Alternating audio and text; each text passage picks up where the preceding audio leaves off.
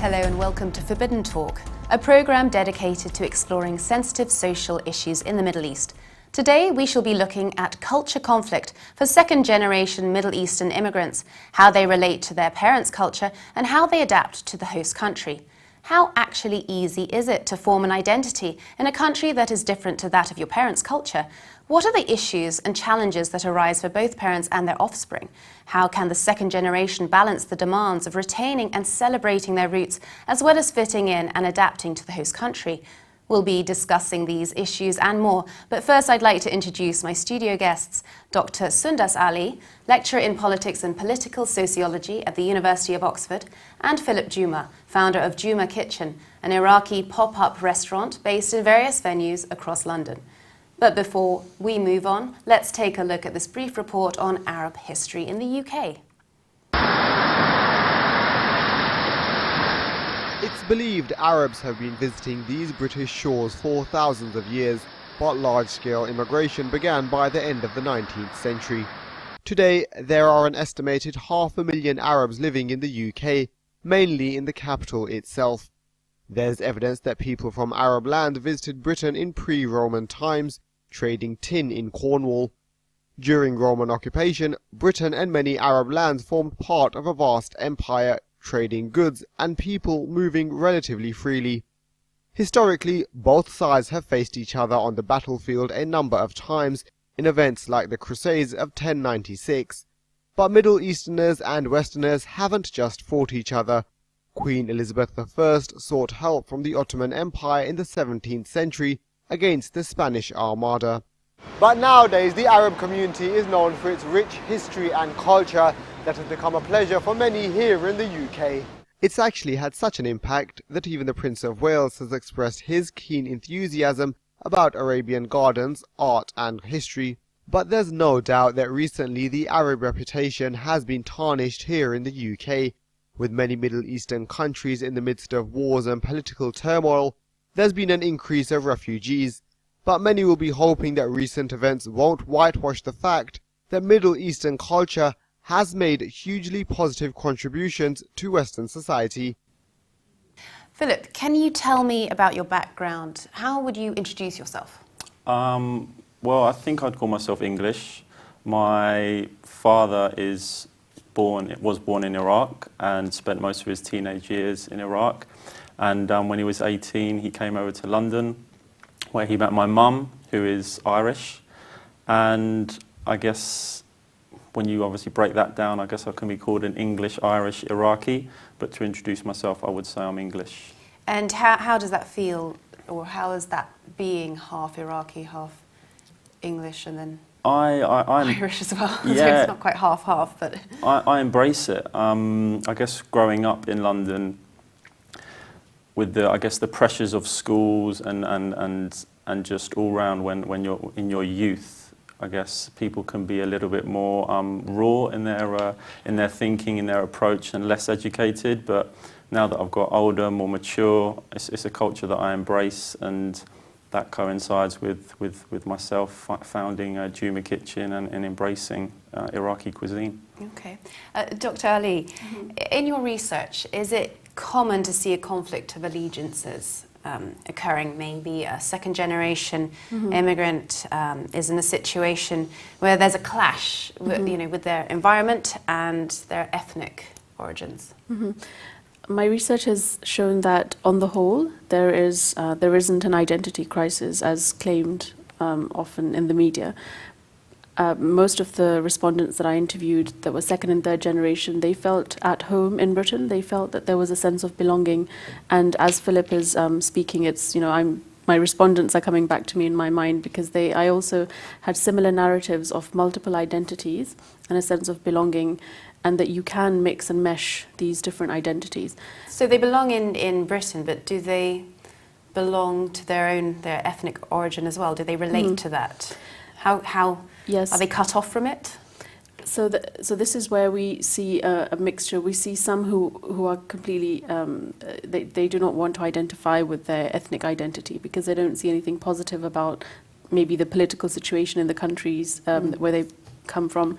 On the other hand, we see a small number of people in my sample that I interviewed who felt actually that yes, there were certain characteristics about their ethnic identity that they really liked. For example, cricket or the food or the clothes, the music. So there was a mixture there. But I would say that more than the ethnic identity, their religious identity was stronger and together with their national identity. So the ethnic identity was not as strong. Do you relate to that, Philip? Yeah, most definitely. Religious over ethnic? I think from when I look at older generations, and it's something we discussed earlier, was that when I guess often people are talking about Middle Eastern cultures, often the second question would be, are they Muslim? Are they Christian? Are they this? Are they that? And for me personally, it's something that, and I guess hopefully I'll speak for this generation, that the religion aspect is not as much of a, let's say, big deal, and it's more, I don't know, it's more about embracing, I guess, each and every one as individuals, and not kind of putting that stamp of religion on there.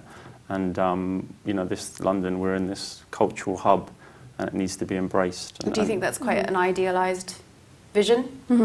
Well, this is something that the second and third generation really crave for, that they just want to be as normal as everybody else. And why the question of identities? Why are they being asked, do you feel British or do you feel Muslim? Why are these questions even there? So there is that frustration when I was asking these questions, but I sense that these questions needed to be explored, because there was a sense of confusion and is there an identity crisis? And of course, after certain political events in the last 2 decades, there's a need for such a search and inquiry. But as Philip says, you know, that most Muslim second, third generation immigrants, they really just want to, they have similar aspirations as the non-immigrants, and they want a normal life, they want to succeed. But Philip, do you feel more of one than the other? To be honest, no. I feel as though there is a balance there. I guess being brought up in England, in London, I do feel as though I am a Londoner, as it were.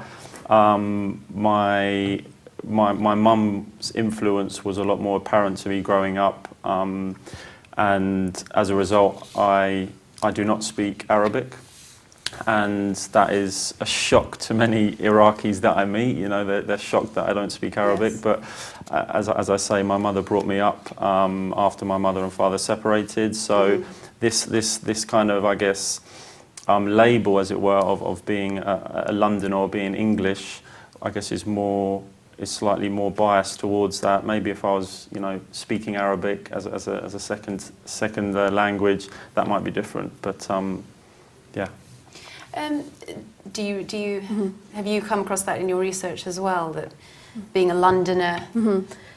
Yes, there is a regional sense of identity, especially for the people who live in London, that they feel that that's different to feeling English or British. And then there's the north and the south.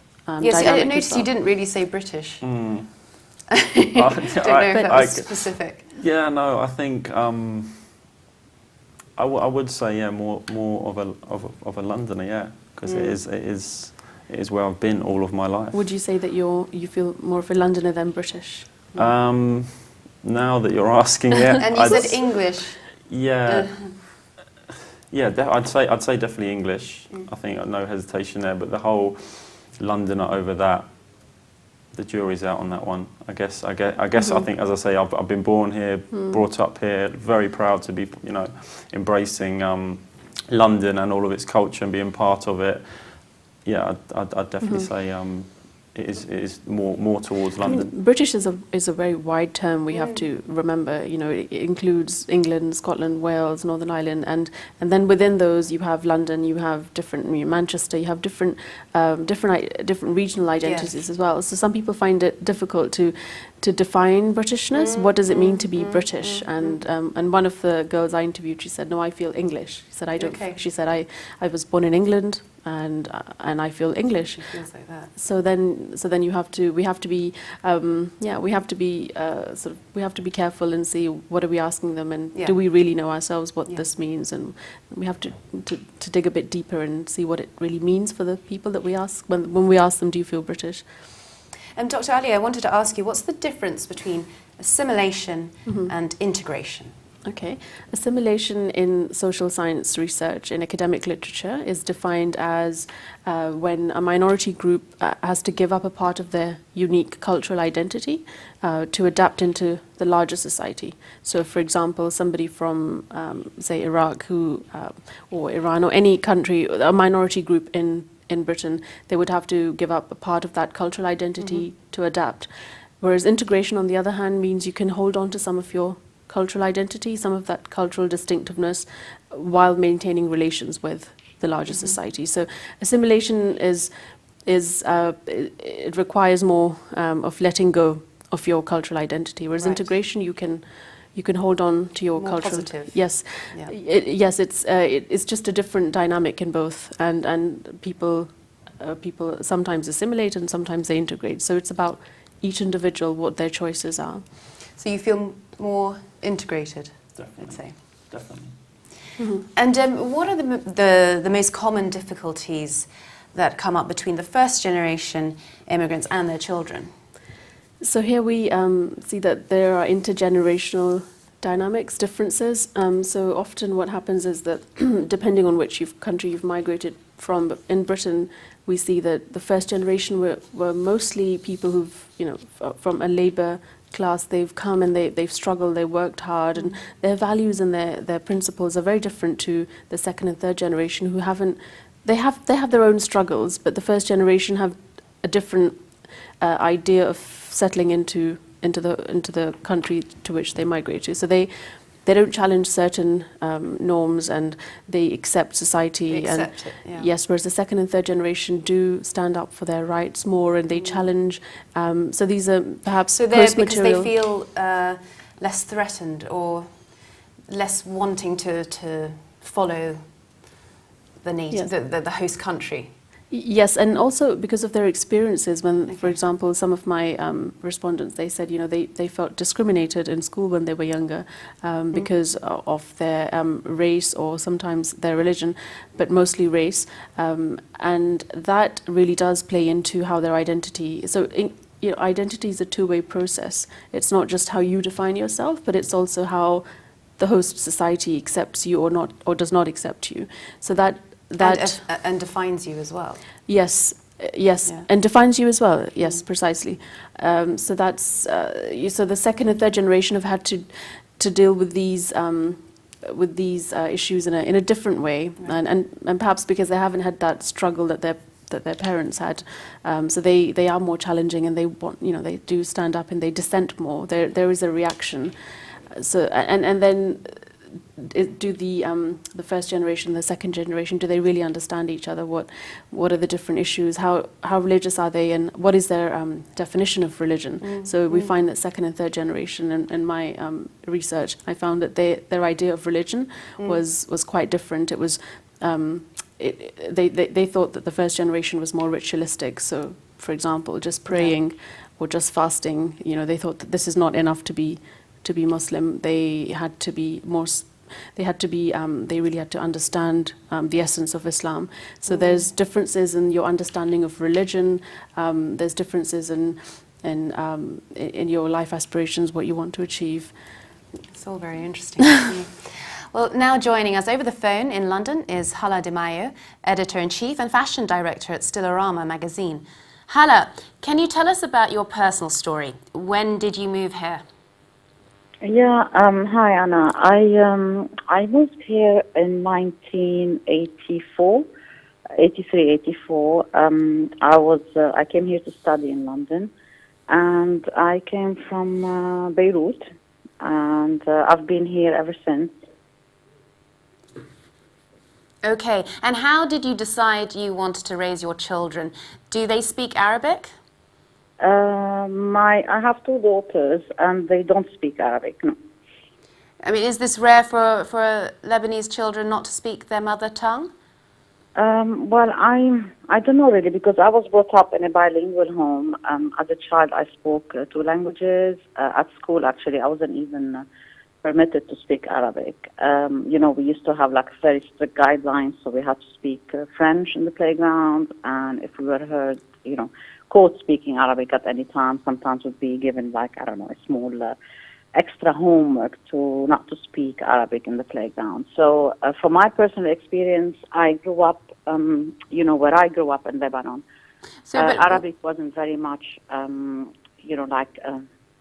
forced upon me in that sense. I spoke both languages, and I felt I lived in both cultures, very much, living in Lebanon as a country and also being integrated or learning all the time about European culture and specifically about French culture. But was there any pressure from your side of the family to bring up your children in an Arabic way? Not at all, because as I said, I grew up in a home which we had, I was multilingual at a very young age. I don't actually recall not speaking two languages. My earliest memory, I always think, I thought in two languages. Okay. My dad, his wife is French. I've got a lot of cousins who married non-Lebanese. So in my particular, in my case, it's really the norm and it wasn't expected. However, my parents or even my cousins would have liked me maybe to give them that extra or that language because obviously it's a bonus and it's something that they might maybe feel they could, use one day or for their own benefit. And how has your husband's culture influenced the upbringing of your children? My husband is from the south of Italy, and we share the Mediterranean culture. We're also both Catholics, so I never had any issues in terms of how would I bring my daughters up, because we both have very, very, very similar ways of upbringing or even thinking. So the issue of how we would bring our kids, whether it's religion or whether it's culture, I never had any issues with that really, because in many ways I used to feel that my husband was like born in my country but spoke another language, and I'm sure he feels always the same, that me coming from the Lebanon, we have a lot of similarity with people who come from the south of Italy. Yeah. Okay. Dr. Ali, can hostility arise within the extended families and grandparents if parents don't teach their children, say, Arabic? Can that arise? Yes, I think this varies, of course, from different families and different cultures. But what I see around me, actually, in society and in my own culture, and I'm from Pakistan, and growing up, my parents they ensured that we spoke to them in Urdu. Although as siblings we all spoke to each other in English, but we had to speak Urdu to them, just so that we could maintain that part of our identity that we. And I am very grateful to them for that, because it does keep me connected to my country of origin. But this really, yes, it does really depend on the family dynamics and how strongly they want their children to speak. But there are areas, for example, if we go to the north, in Bradford, in Bolton, you see much more of an allegiance with your culture, even not just language, but your dress. And there are certain communities, particularly, for example, the Pakistani community, where if you walk down certain streets, you will feel like these are areas very similar to Pakistan, and they've made sure that their children, that they have a certain. Why is there that difference between the south and north? I think it's perhaps to do with economics. I think it's that London is a much more. It's a multicultural city. It's the central.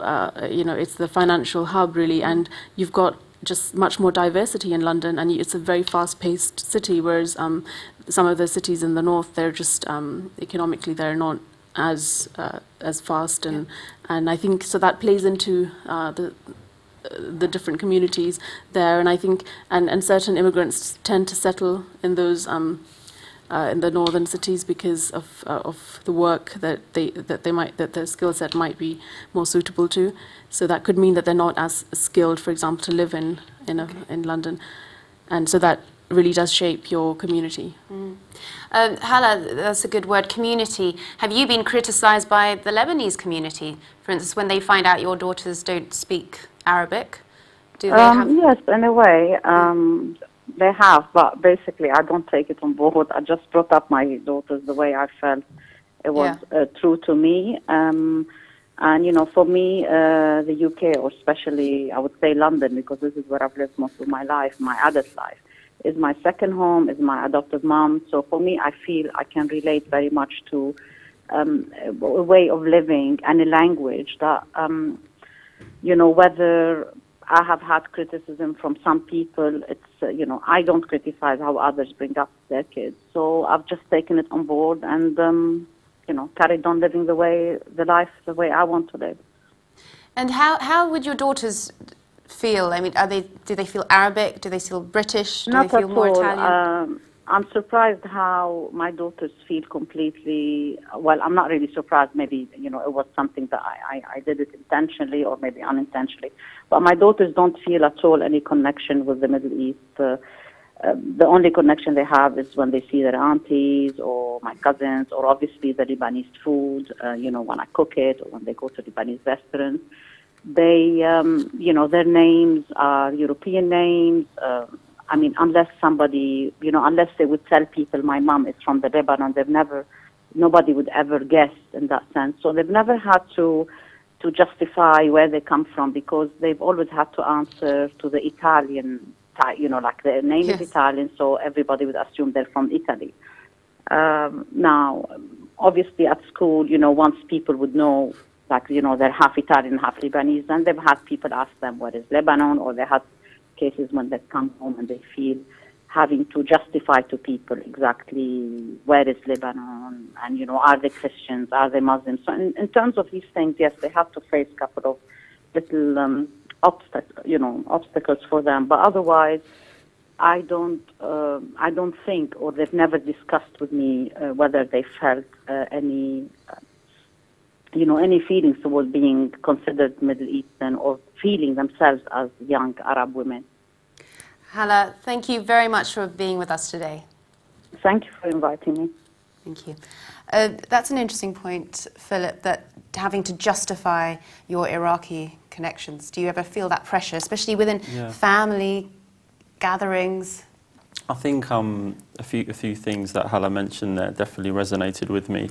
With regards to for the children, for the young people growing up in London who are from Middle Eastern backgrounds, I think there has to be a balance between not having a very blatant approach and a very over exaggerated approach to their roots, because that might cause within, let's say, a London or a British school for people to be a little bit standoffish, or once again going back to how young people are, they won't understand it. And then at the same time, I don't think we should hide it either. I think there should be a really nice balance between obviously where your family are from. Regarding justification, I think it's, as I say, I think it's important to educate and to let let's say your fellow friends or fellow pupils know that, and be proud that your family are from wherever they are, but at the same time not force it on them. I think that there has to be a balance there. But at school, you're kind of, it's a difficult age, because you're trying to fit in.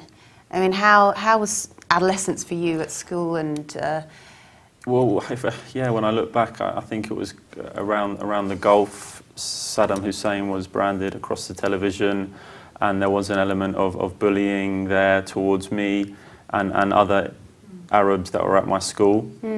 But at the same time, it's part and parcel of growing up. You know, it's something that I think is important as part of the process of your journey living in Britain or London, and you know, hearing the opinions and voices of other English children and being stronger for it. Dr. Ali, that's a good point about politics and world affairs and world crises. Yes. Do immigrants often change their names to? Yes, I think these points are very rich and very valid, and I think, but I would like to add that I think as much as it is a part of growing up, I think it can really weigh heavily on some people if they face that that the society that they exist in is asking them. If their name has a certain connotation, if their name is it sounds similar to what they hear on the news, they do feel and they face some sort of opposition or even comments, and that they may feel alienated. So there is a sense of alienation in Britain, in particular for the Muslim community, who feel that they did have certain experiences. And now it really does depend on your own individual life. I mean, some people, yes, they move beyond it and they think, well, it's a part of growing up. And some people take it to a different level, and they may join certain organizations or in certain communities, certain groups where they feel that actually this group accepts me more. Yeah. So it's that alienated group that we need to understand. So there is, I think we can't take it lightly. I think what's happening in the world, of course, after 9/11, after 7/7 in particular in Britain, we see this is when the Muslims really felt questioned, and when I started doing my research on this, I thought by the time I finished, this issue would have hopefully died down, but it's getting even worse, and now we see ISIS and we see other groups. So I think it's the world affairs, definitely they have they have an impact. We're going to come back to ISIS in a moment, but Philip, about your name. How was that viewed at school, Juma? To be fully transparent, my full name is Philip Omar Juma. So my father named me Omar as part of the Arab, kind of the Iraqi tradition of my roots. But using Philip at school was obviously very westernized and English. But no, people did notice it. But, living in London and being in London, there were plenty of other surnames within my class that you could definitely tell were not English. So yes, there were questions asked, where that surname is from, and then that leads on to other conversations. However, coming on to Dr. Ali's point, it wasn't a case of alienation. It was more a case of, we're in a very I was in a very culturally rich school, and there were plenty of surnames there that you could tell weren't English. So it was less of a thing or a point, an issue for me. Yeah. Well, now joining us over the phone from Devon is Shireen Walton, PhD candidate in anthropology at the Institute of Social and Cultural Anthropology at the University of Oxford. Shireen, when people ask where are you from, how do you respond? Well, I think, as the speakers have already been discussing, there's enormous politics to self-naming, to name-calling. I would respond to that by saying I say where I'm from depending on who's asking. I think one of the enormous privileges of being, multicultural, whatever you want to call it, is being able to assess the situation, play with one's sort of identity. So there's a practical answer. There's I was born and raised in the UK, which is the historical events of my life, the biographical. But then there's also, the less tangible, if you like, the cultural side, which is that my mother is from Iran, and I was raised in a very Persian family environment in Portsmouth in the UK, and all the sort of things that brought with it: food, smells, sort of poetic traditions, and love of family, and all the rest of it. So I really would say that I tend to respond to who's asking. Okay, and do you feel more Persian or English? Both and neither, to be honest with you. It's, as I said, it's something that I very much pick and choose. I feel very much Persian in, as I say, sort of family environments, the idea of the sort of kinship, big kinship structured society framework that the family is very center of, which sort of made me quite different to some of the friends that I grew up with in England. So that really marked out my Persian identity in a way, as well as certain ways of relating, which are of that culture. But then, of course, living in England all my life, I can't deny that I would say it's more the structures and the sort of social frameworks of England rather than aspects of the culture per se that define my Britishness. The institutions I went to, the nature of the society and all the rest of it. So again, a hybrid answer from a hybrid person. Okay, but did you feel closer to your mum's side or your dad's side, and why? Well, the answer to that question really lies in sort of an emotional, biographical, answer. So I'm definitely closer to my mother in terms of my parental relationship, and that's why I think I had lots of healthy access to Iran through her and through her parents, and who also live in England, and they migrated following the revolution in Iran in 1979, and so I very much feel close to her, and I think my relationship with my father is more a personal, as I say, a biographical one than anything to do with sort of him being British or not British. Although of course his Britishness is perhaps part of my inability to get him to open up, perhaps as much as I would like him to. Dr. Ali, do children tend to be drawn to one side more than the other? In terms of their parental relationships? Parents, mum, dad. Yes, I think when we look at parental relationships, we see that, and it can be for various different reasons, but they do. But on the whole, yes, there tends to be more of an allegiance, maybe with one parent because of the way that their interaction is with them, and sometimes it can be just whoever is more lenient. It gives them more, individual freedom. So that does tend to play out. Philip, does any of this resonate with you? Most definitely, and particularly Shireen's point regarding whoever you're speaking to, your background is tailored almost to that person, and that's something definitely that I've done in the past. If I have met like an Iraqi, or I've found out someone's Iraqi, I would let them know from the outset that, and you just the interaction is completely different. If I was to say I was British. But being, I guess, brought up by my mother more so, from the English-Irish side, there's definitely a lot more Western influence with me. I'm still very, in touch with my Iraqi roots, but I would say there's, just from being brought up by my mother, I'm more on that side, as it were. Shireen, part of your research involves looking at inherited traumas. How can the second generation be affected? I think the second generation, and indeed the third, they're in a very interesting predicament because they are virtual. They are in the virtual proximity to the culture.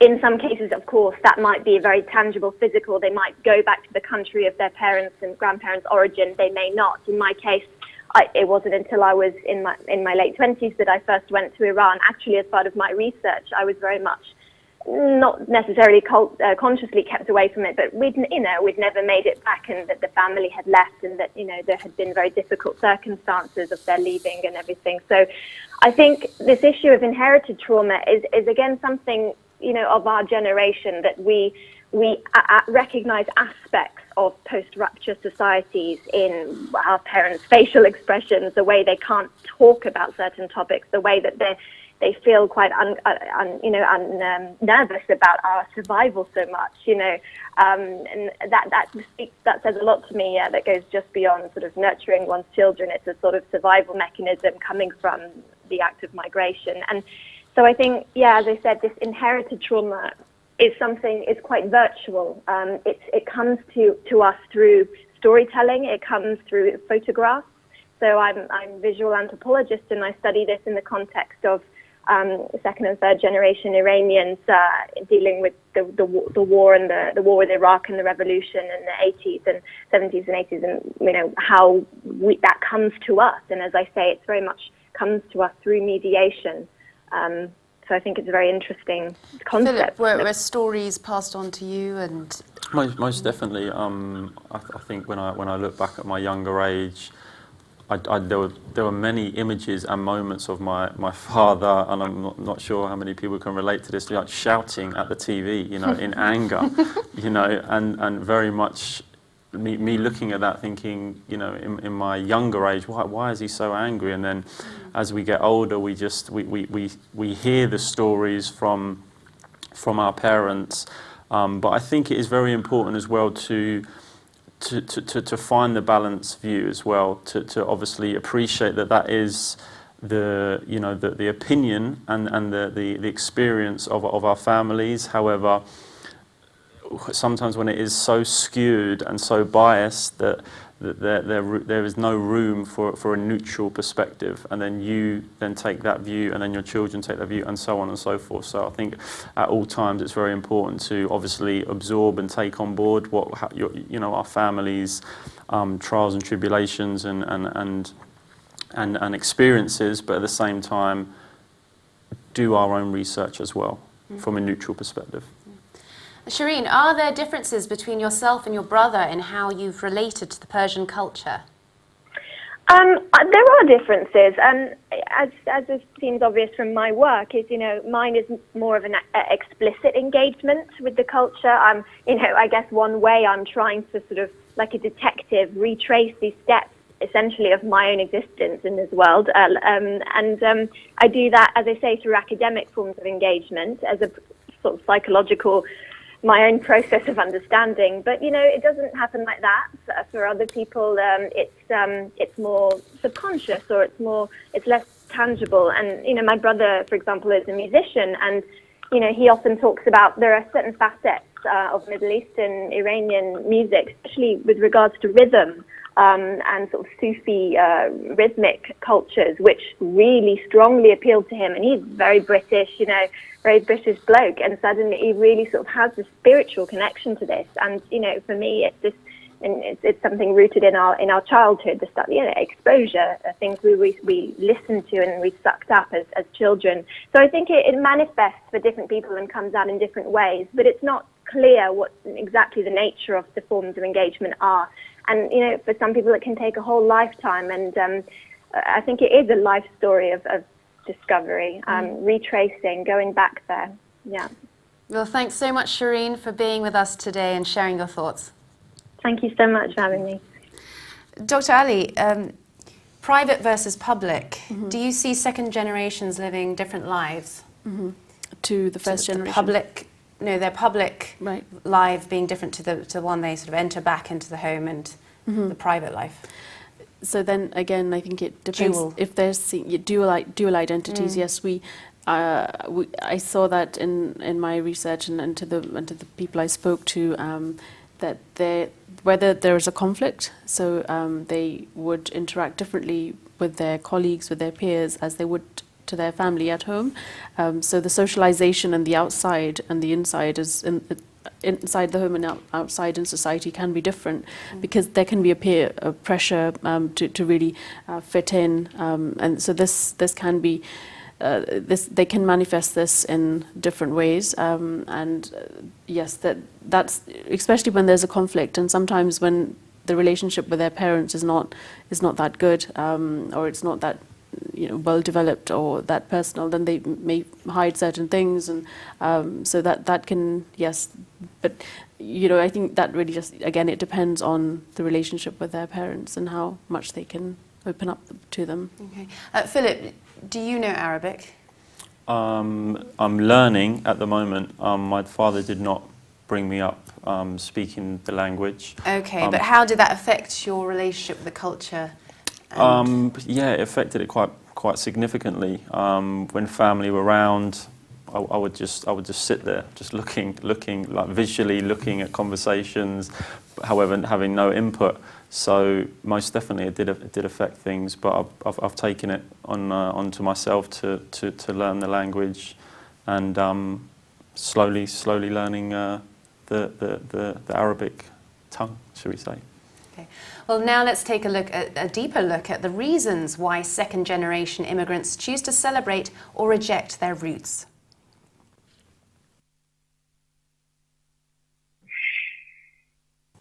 Dr. Ali, do you find that second-generation immigrants generally tend to reject their roots, or do they embrace them even more than their parents?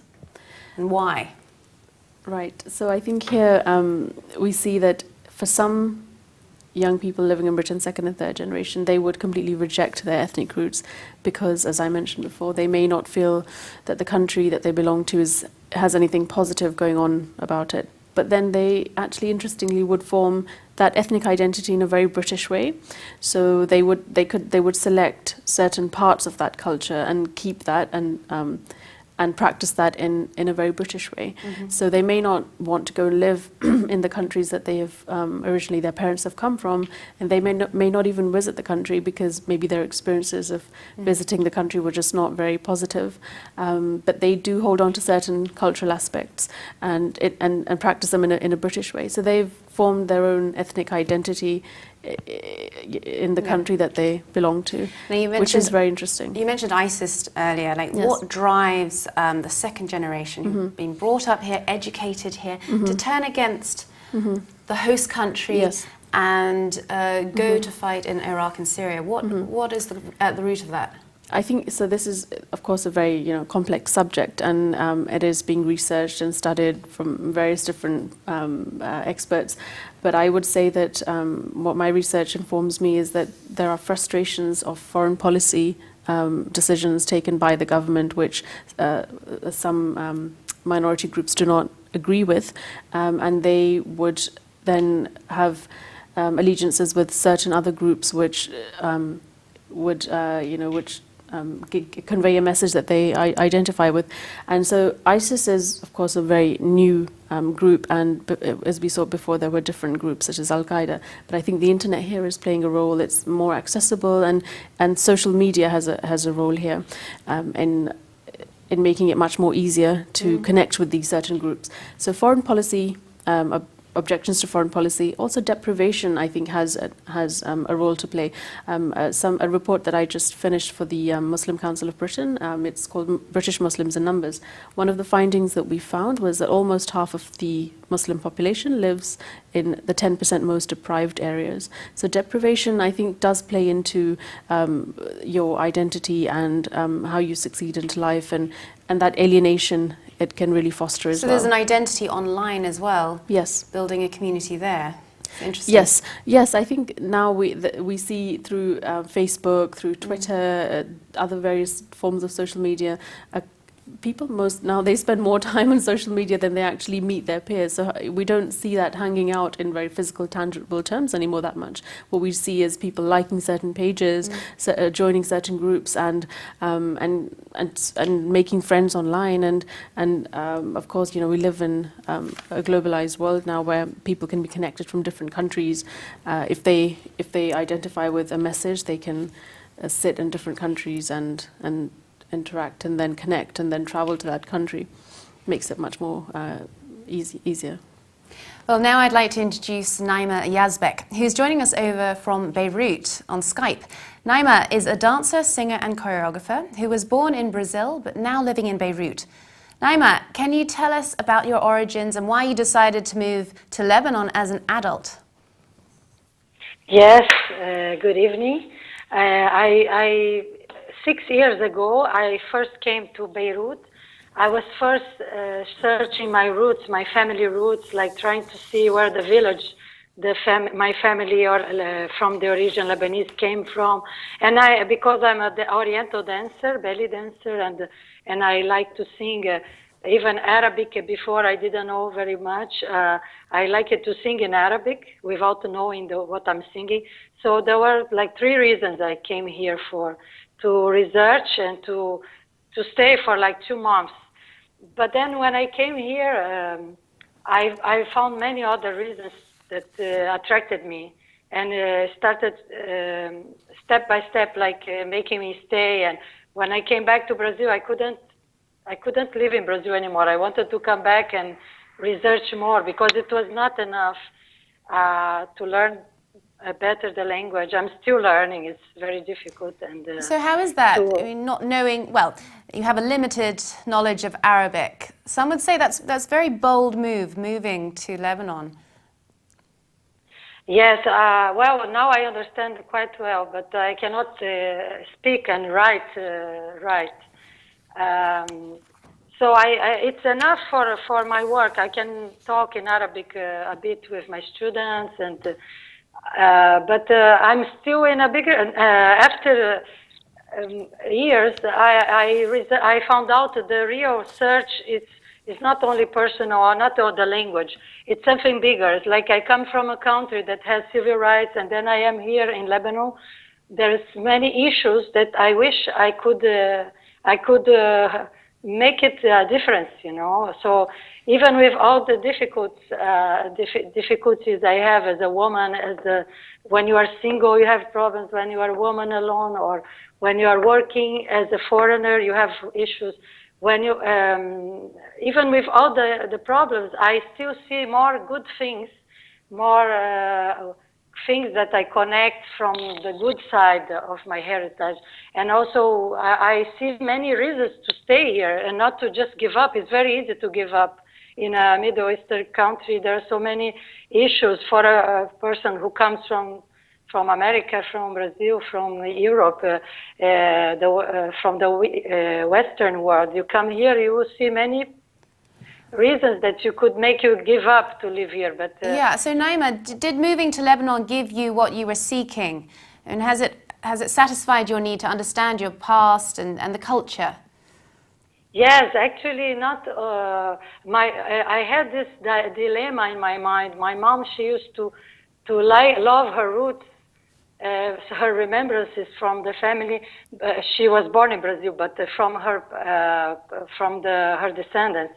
And also at the same time, she hates the mentality. So when I came here, I had this doubts in my head, many questions, and slowly I answered many of them. But then I found other reasons to stay. I found a challenge to stay, and my challenge is to make people see that the dance it's just a job, and it should be respected as an art. So when I started working here, I realized everybody likes this dance. It's like part of their culture, the Oriental dance, but they respect the folklore more. And the belly dancing has a stigma as something, and it's connected to the prostitution, and it's so not do you? well. I mean, so is it fair to say you don't feel completely welcome in Beirut? Do they see you as an outsider? The system treats me like that, but not the people. I am welcome, and what keeps me here is the hospitality. The Lebanese people have a lot of hospitality, and I feel home, really. I feel like many roots that I've seen from my family, I feel here better, even better than Brazil many times. But so in terms of working there, do you feel you've been treated with hostility? Yes, sometimes it's very difficult, because of the mentality, not of the people, but the system makes people continue with an old-fashioned mentality, because the law doesn't allow people to have civil rights, either men or women. And then the women has a secondary place.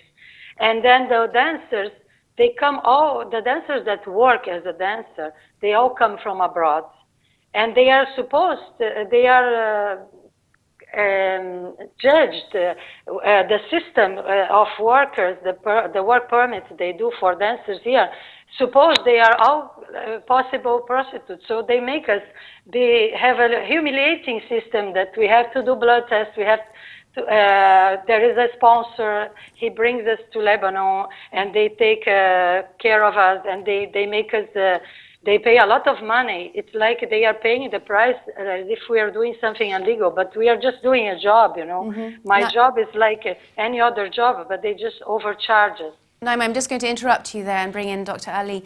Do you think sometimes when the second generation go to their country of origin, is there some kind of romanticization, or they get disappointed by what they see?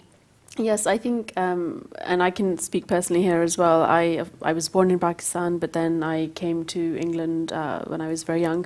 I grew up here, and I had always, of course, heard good things about the country from my father specifically, and he always tried to make sure that we learn the history, and he gave me books to read, and he was always watching the news. And so I had this, and of course I missed the country as well. So when I went back, I thought it would be the same as I had left it, but of course a lot had changed, and in positive and negative ways, and the country changes. But then I realized that actually that I don't think I can relate in the same way that I thought I would be able to. For example, the sense of humor. I didn't feel like I could understand certain elements of that, and I felt this is where my British identity was very strong, and I thought, well, I don't really understand, and I think the way that they think about life and their ideals and their goals are very different to mine. The work ethic in Britain I find is very strong, and I don't find that over there. So, and when speaking to people in my research, I mean, my experiences haven't been negative, but I felt more British. I felt that my British identity is stronger than my ethnic identity. But some of my respondents, they felt that their British identity was all they had, and they wouldn't want to live in the countries where they came from. And it may be just to do with the weather. It may just be to do with, well, they didn't really feel that there was an economic incentive to go back. What would they do there? And they couldn't relate to the way the people live there. And Philip, have you been to Iraq? I went when I was 1 year old, so cannot remember. But obviously, for obvious reasons, what's going on in the country at the moment, it wouldn't exactly be an ideal place to go in the region where my father is from the north, Mosul. But I would love to one day. I would love to go and visit again. I think there are certain elements of our country of origins that we really identify with. For example, the food, the music, and if you go on holiday, it's all very. You do have a romanticized version of it, but whether to live there or not on a longer term basis, that's where your identity is really questioned, and you have to choose one. Naima, do you think you made the right decision to leave Brazil? Me? Yes, I never liked it too much to live in Brazil. I lived abroad many times, but not here, not in the Middle East. But I think my case is very particular because in Brazil there's around between 8 to 12 million people with origin Lebanese or Lebanese, and there is nowadays the population of Lebanon is 4 million and a half maybe, and half of them or maximum 3 million are Lebanese. So most of the Lebanese are all over the world. It's clear that life here is not providing, is not making people think of a better future. It's complicated. People are still fighting for civil rights. The last civil war didn't make them stop in the time. The laws are very old-fashioned, and so it's really rare, my case. But I'm a third generation, actually. I'm not the second. So I think I had the chance I didn't have the real contact with the language in Brazil. I was really curious because of my work and because of my passion for the Arabic language and the dance and the music. Mm-hmm. It was very peculiar, like a case. I think most of the people has the tendency, the Lebanese, they want to go to Brazil, they don't come back, Very few come back. Your case is quite unique. But they wishing you the best of luck, Naima, and thank you so much for your contribution on today's program. Thank you. Thank you. Thank you so much for, nice. Philip, there's been a lot of mention of culture. Mm-hmm. Shireen mentioned music, and you yourself also mentioned how we relate to different aspects of the culture, but particularly music, art, and sports. Food. Yes, and I wanted to come back to what you're doing with your Iraqi cuisine.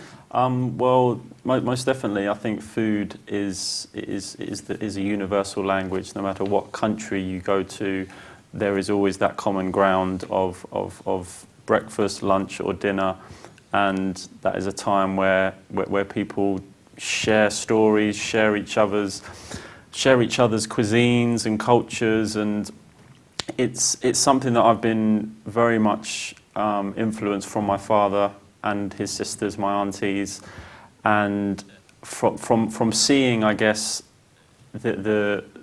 what was going on with Iraq as well. I felt as though that there could be a way to break cultural barriers through food. So what I'm doing with Juma Kitchen is not only embracing and celebrating the best of Iraqi cuisine, it's also introducing a cuisine to Westerners that many people have not eaten before. And I'm going to be biased, but I find it delicious, and I feel I need to share that with And how's that going? Are people? Yeah, it's are you going. Succeeding in that? I am. I haven't really targeted the Iraqi audience. Oh, that's interesting. I've actually made sure that I've targeted Westerners and more kind of, let's say, British people, and it's been going great. You know, people are very open to it, and when I hear that they've never eaten it before, and then I go and speak to them after my events, the feedback's been great, and it's a lovely feeling, and that's that in itself has now kind of slightly changed their depiction of Iraq just through eating some food. And, so if you took Juma to the Iraqi community, would they view you, do you think, as an outsider? An imposter? Maybe. I think if they, first of all, for them to try my food, they'd be the best judges. So I'd be nervous going up against them. However, what I'm doing with the cuisine is making, bringing it quite, taking very traditional dishes and modernising them and making them quite up to speed with what's going on in modern restaurants at the moment, whether it be cooking techniques or ingredients used. So some of the, let's say, old school people may not understand it. We call that kind of reinventing a dish or modernising this. They might not understand it or agree with it, but from the younger people, they've embraced it. I've had one or two Iraqis who have come to my pop-ups or supper clubs, and they've been very positive about it, which brings a big smile, trust me. Dr. Ali, what about future generations? We've got horrible things happening in Syria and Iraq, and there are obviously going to be people coming from war zones. And what sort of communities will they be building, and how will they adapt to the UK culture? People who are coming back from, these countries, I think it's essential here that that they are made to feel that they can integrate back into society, that they can have a stake. I think for all minority groups, it's essential that they feel that they are stakeholders of the country. And what does that mean? That means that they feel a sense of belonging, and they have a strong identity. Now, people who are coming with these different experiences, there need to be certain programs, I think, that need to be started, certain initiatives which actively try to integrate them back into society. And that this is a reality, it's happening, that in Britain their foreign policy is not acceptable by all minority groups, and that's why we see these certain kind of reactions. Now, if Britain wants to integrate them back into society, then they need to I think the government, and at a local and a national and a local level, there need to be certain programs, and it can be done in a very soft way. It doesn't have to be so it doesn't have to be so pronounced and so blatant. Exactly. I think that the government really needs to identify this, and the community. It can be from a grassroots level. It can be from a very local perspective. And charities being done can be. At the moment? I think there is lots of work being done on a grassroots level, and of course the government has their own different initiatives, such as Prevent and different other different programs. But if we look at what civil society is doing, NGOs are doing, that's important. And I think mosques here need to play a part, so that the young Muslims or other people who are wanting to learn more about their religion and have a more balanced sense of identity.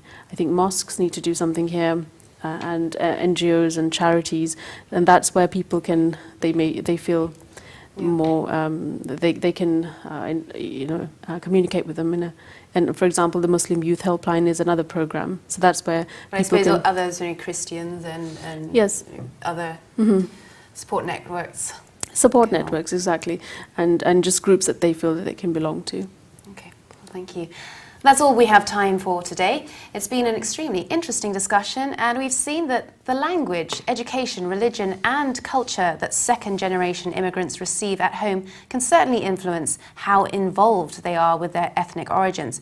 If they are cut off from their parents' culture, then they might be more likely to gravitate towards the culture of the environment they were born in.